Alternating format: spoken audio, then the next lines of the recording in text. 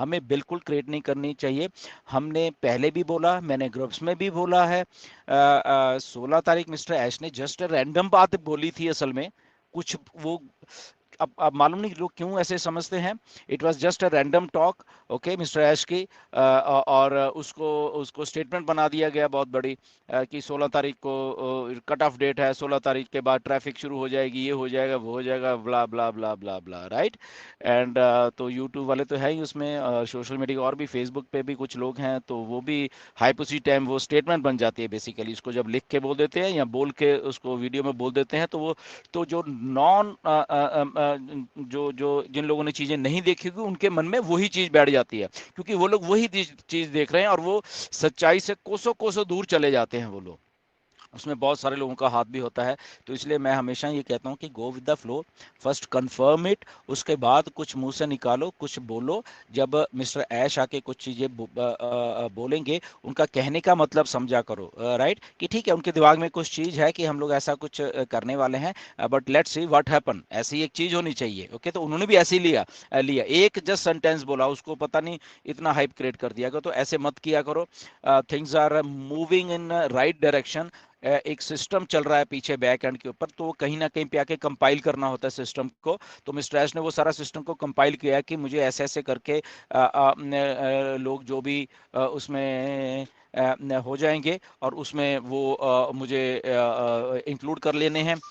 And वो और उन्होंने वही उनका प्रोसेस है बेसिकली। तो हमें जो प्रोसेस है उसको बेसिकली हमें समझना चाहिए।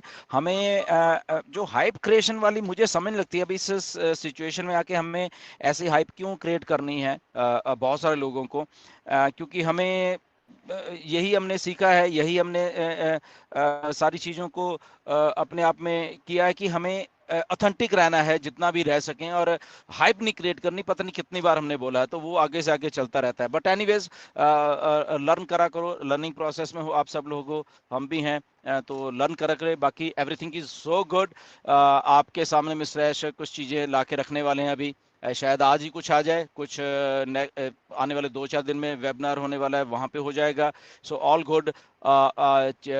चीज़ें जो हम लोग सोचते हैं या करते हैं, वो हमें हमारे दिमाग में क्या है और ऑथेंटिकेशन क्या है, वो सारी की सारी चीज़ हम एनालाइज करा करें पहले, और उसके बाद वो चीज़ों को हम एनालाइज करके और उसके बाद हम सारी की सारी चीज़ों को मार्केट में डाला करें, क्योंकि हम लोग एक बहुत बड़े प्लेटफॉर्म के साथ डील कर रहे हैं। इसका हमें कभी भी भूलना नहीं चाहिए। हमें किसी भी सूरत में हमें ये बात नहीं भूलनी चाहिए कि हम एक बहुत बड़े प्लेटफॉर्म की एक इंफॉर्मेशन दे रहे हैं किसी को। तो ऐसे उठ के हम इंफॉर्मेशन क्यों दें, ओके। और बट हाँ, कुछ लोगों ने कंफर्म करने की कोशिश भी की, विच इज़ वेरी गुड। वो बहुत अच्छी बात हुई है कि उन लोगों ने कंफर्म करने की कोशिश की और उनको बताया भी गया।